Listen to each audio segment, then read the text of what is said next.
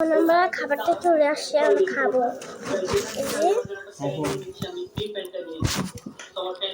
এই খাবারটা নিয়ে কেমন টিপে দেখছি, এই যে টিপে দেখছি।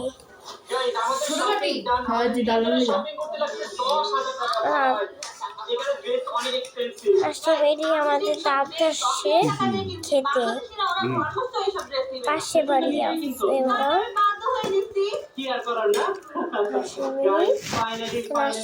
দাঁত খেতে, ঠান্ডা করি।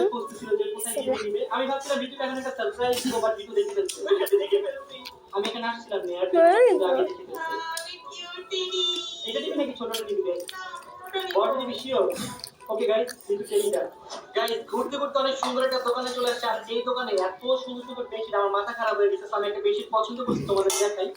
যে আমার এই বেডশিট অনেক বেশি পছন্দ হয়েছে, যেটা নিচ্ছি।